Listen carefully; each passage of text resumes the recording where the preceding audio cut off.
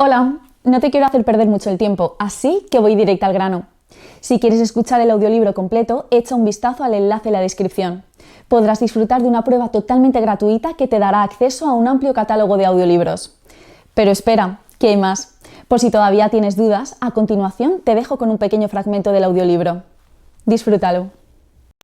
Los rasgos más notables de la personalidad de Lina eran el humor, la ternura, la solidaridad y la pasión por darles a sus hijos la educación que ella jamás pudo adquirir por haber crecido en el seno de una familia pobre y en un rincón remoto de Cuba. Fue por su insistencia, secundada por su marido, que los 7 hijos pudieron acudir a los mejores colegios de Cuba y Fidel graduarse de abogado, abrir un bufete y poseer automóviles nuevos y de lujo, cuando tal cosa era poco frecuente entre la juventud cubana. El segundo objetivo de este libro es trazar el perfil psicológico de sus famosos hermanos Fidel y Raúl. ¿En qué se asemejan? Realmente, en casi nada. ¿Y en qué y por qué se diferencian abismalmente? En el libro resulta transparente, ella ama a Raúl y rechaza a Fidel. El Raúl de su infancia, su compañero de juegos, era un muchacho atento y bromista, muy cariñoso con sus padres, capaz de sentir empatía por los demás seres humanos. Juanita no niega que, muy joven, Raúl se acercó al comunismo, y tampoco desmiente que ha cometido actos reprobables, pero esa militancia o la dureza con que ha ejercido el mando tras el triunfo de la revolución jamás lo apartó de una clara lealtad familiar. Fidel, en cambio, siempre fue egoísta y carecía de sensibilidad ante el dolor ajeno. Cuando Lina Rus, en 1963, a los 57 años, murió en casa de Juanita de un infarto fulminante, Raúl llegó destrozado y pidió que lo dejaran solo con el cadáver de su madre para hablarle y acariciarle tiernamente la cabeza. Poco después, duro e inquisitivo, arribó Fidel dando órdenes, sin permitirse una lágrima. El máximo líder no podía llorar. Esas despreciables muestras de debilidad no eran propias de los héroes históricos. Juanita rompió con él para siempre en el plano familiar.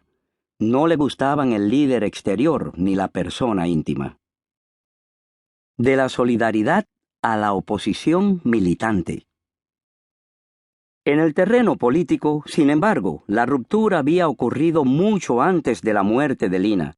Ya en 1960, cuando Juanita advierte que sus hermanos han desvirtuado los objetivos originales de la revolución, y junto al Che, personaje al que detesta por su altanería, desaliño y crueldad, se disponen a construir una sociedad comunista calcada del modelo soviético, maniobra que a ella le parece la peor de las traiciones.